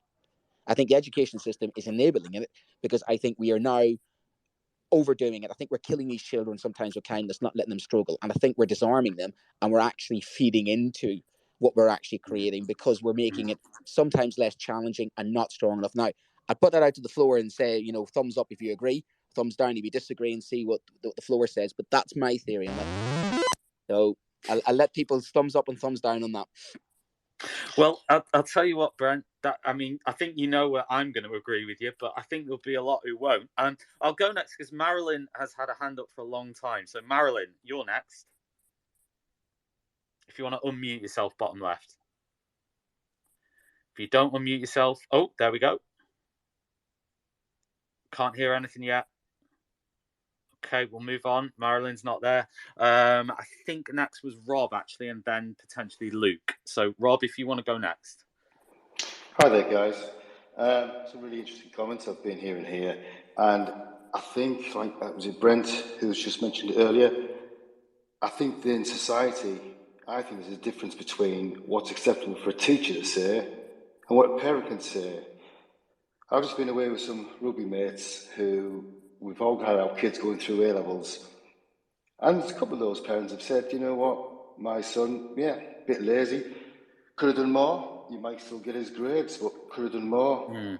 And the other part of it is, it's a kind of analogy I'll use.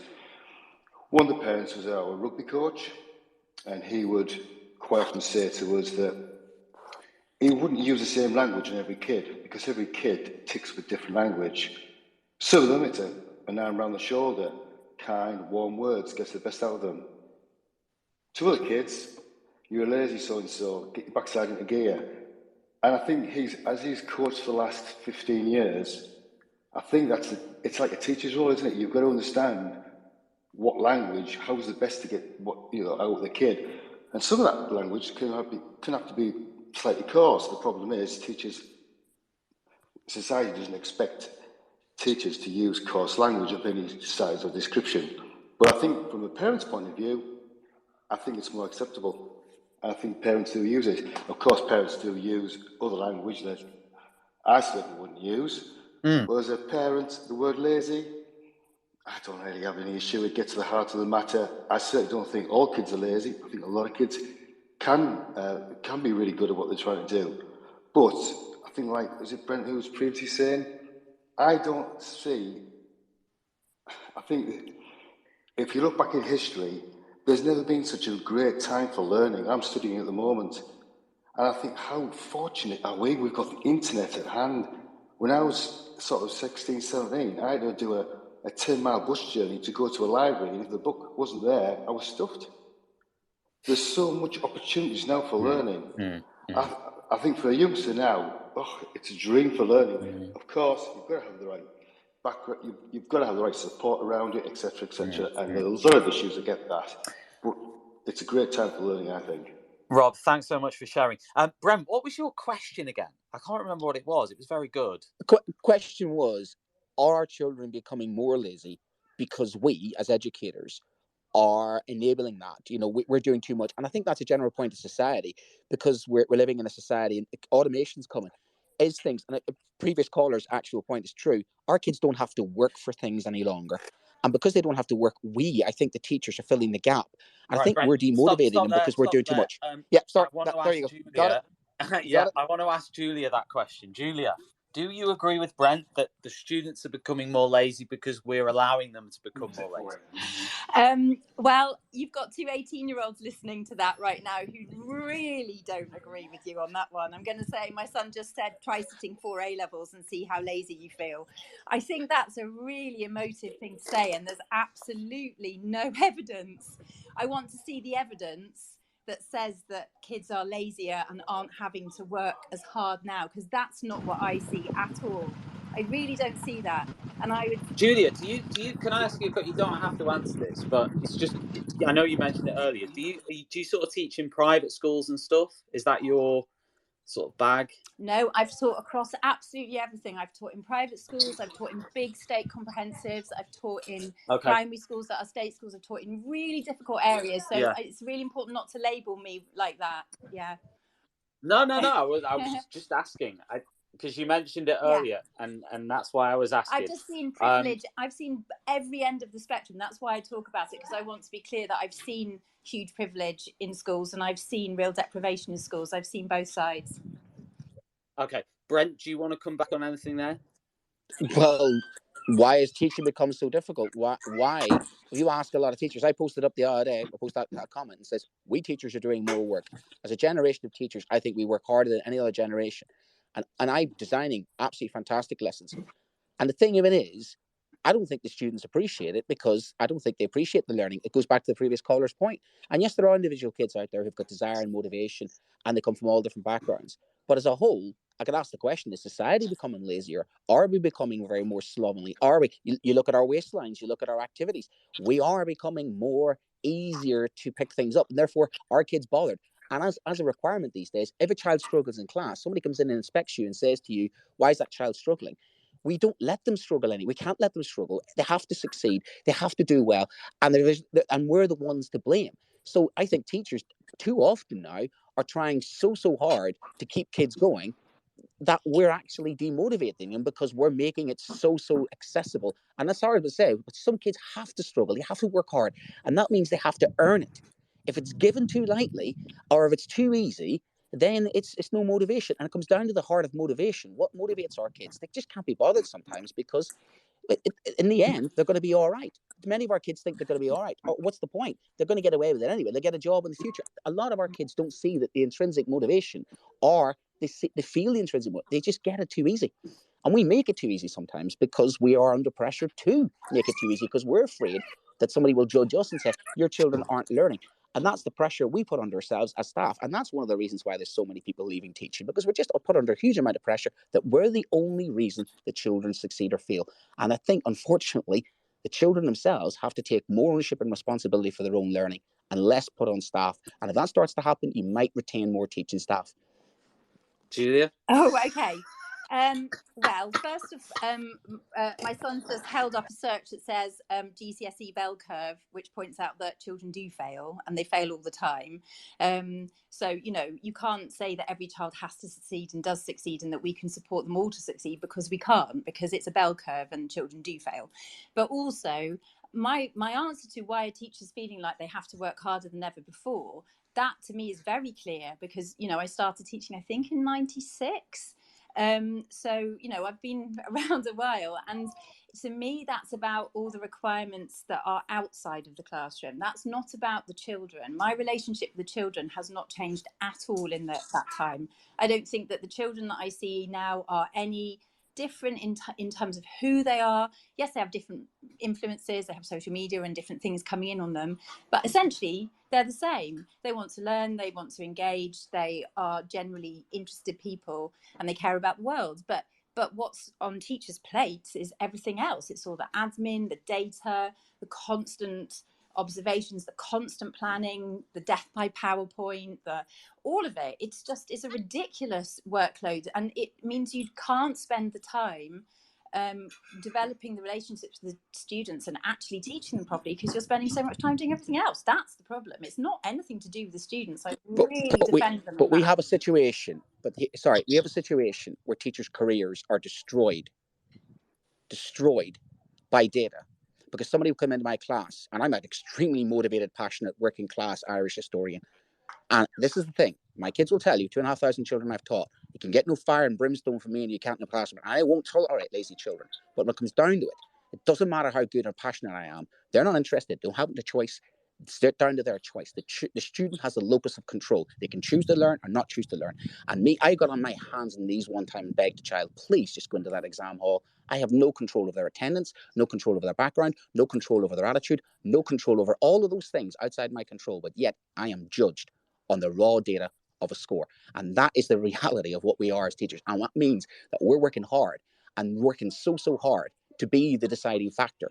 And unfortunately, I think the system measures us wrong, because a lot of us don't feel as if we measure up. I sometimes think I'm not good enough for the children I'm teaching, because my motivation is so strong. I used to think I could motivate children like my captain, sir. I can't do it.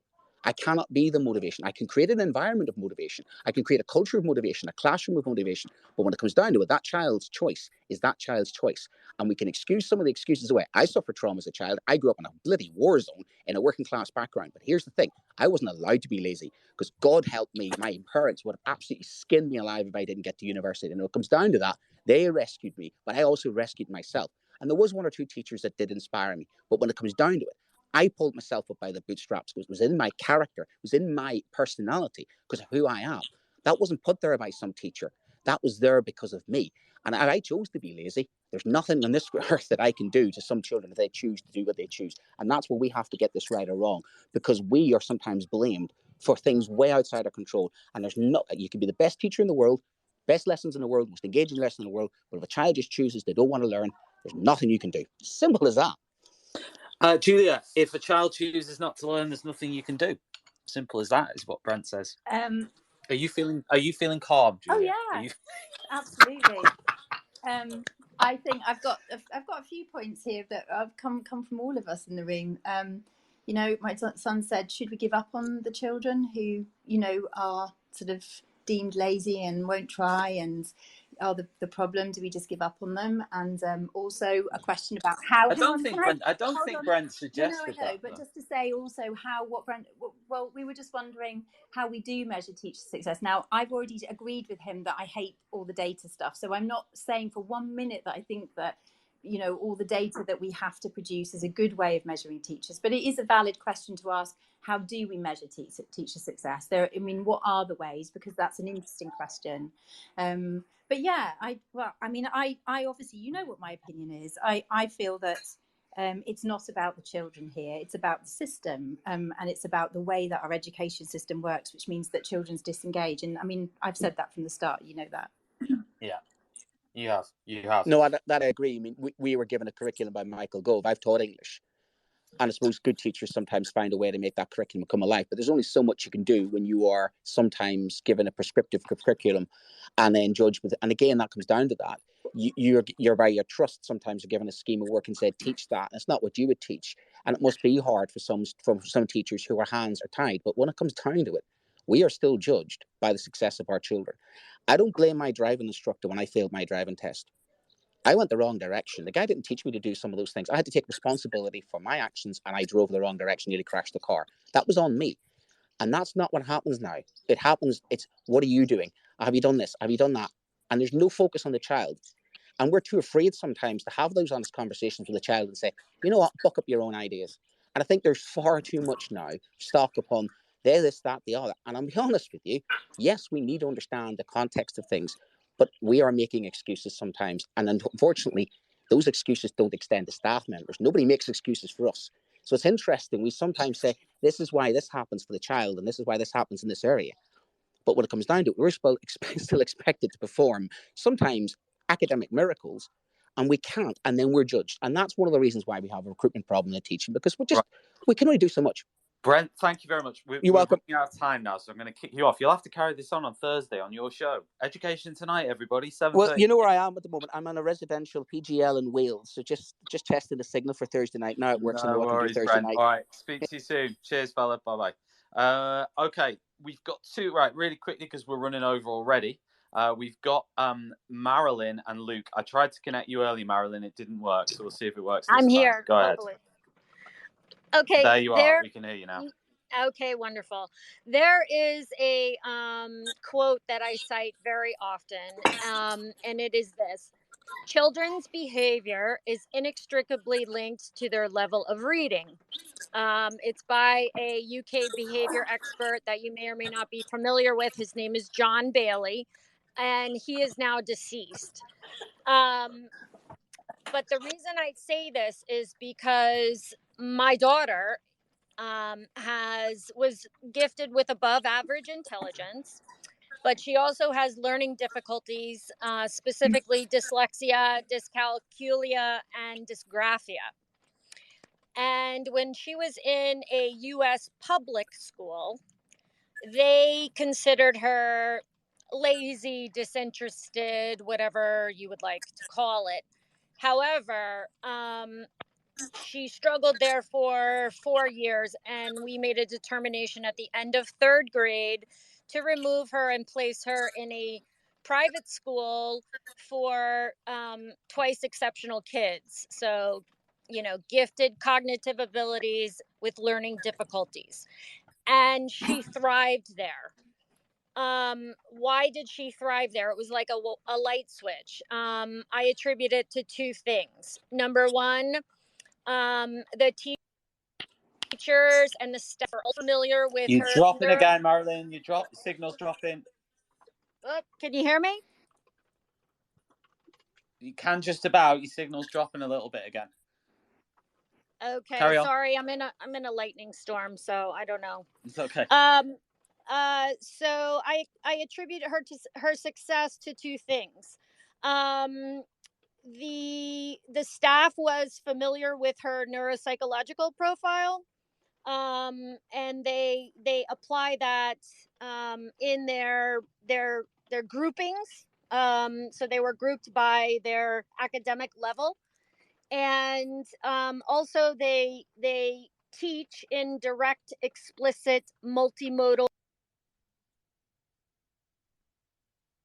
No, Marilyn, you've gone again, I'm afraid. This isn't me kicking you off because of any other reason other than the signal's going. So really sorry about that. It was really interesting what you... Yeah, you're going. Julie, I wondered whether you wanted to say something because you'd unmuted, but I don't know. Yeah, no, I was listening really with a lot of interest to that. And I think there is a link. Well, obviously being an English teacher, I'm going to have views about reading. I think obviously there's a massive link to student success with reading. And You know, it's really important to find ways that children who struggle with reading can access the curriculum, and that includes English. And there are so many ways, you know, they can listen to books. There's so much you can do. So that's very possible, actually. Yeah. Right. We've got our final comment from Luke before we go. Luke, do you want to unmute yourself? Hello, can you hear me? Yep. So, first of all, Mr. Rogers, hello again. You taught me in a school in Liverpool. Oh my God. A couple of years ago. First of all, I just want to sort of say, was it Brent, was it? The Irish person? Yeah. His statement, I won't focus too heavily on this, obviously. He's no longer in the space. His comment about if a student chooses not to learn, they won't learn. Personally, I disagree with, especially in the world of learning today, after having just finished my A-levels. The reason I disagree with that is because, well, I went through a period of about 3 months where I, quote unquote, chose not to learn, and then it was my A-level teachers and sort of the intervention from the teachers at the school, which made me want to learn again. Now, I didn't choose not to learn. I just, sort of didn't feel like it. So I think it is down to the connection that you have with the students, but also what Marilyn was saying about where she took her child out of school in 3rd grade and placed them in a private school. Does then that mean that underprivileged students whose parents don't have the money to put them in a private school or place them somewhere with that's better equipped to deal with students with learning disabilities like dyslexia and dyscalculia? Does then that mean that students who can't go to a private school, does that mean that they are then lazy, or are they just underprivileged? That's the sort of the question you've got to then ask. Yeah. I think they're really valid points, Luke, and I'm so sorry you had the unfortunateness of being taught by me in the past. That's terrible. No, it was actually I was very engaged in your lessons. I really Luke, that's right. You don't have to call me Mr. Rogers, but you can call me Tom now. It's fine. But thanks very much for calling in. That was great. Really nice sort of commentary as well. So thank you. Right. Listen. I think that's a nice point to end on. Thanks everybody for calling in. This was like enthralling stuff for 2 hours and whatever it is. Massive thanks to everybody for getting involved and sticking with this for the entire time that we've been on. That's been great. Huge thanks to everyone who sort of challenged my point of view as well. That was really good, Julia. So thank you very much for coming on and sort of sharing your views. I know we don't agree, but I think it's good to share differing views and at least then reflect on what they are. So thank you for that, and to everybody else, Tommy and various other people who've come on to sort of share their 2 pennies. I'll be back in a week's time with more stuff. Not sure what yet, but yeah, I'll be back. And massive thanks, just a final thanks to Pearson MFL for sponsoring the space tonight, for supporting Teachers Talk Radio and everything that we do. And now apparently we've hit 17,000 followers. So thanks everybody in the space who's followed Teachers Talk Radio since we started. That's much appreciated. And we'll be back tomorrow with more shows, and also I'll be back in a week. Cheers everybody, and good night.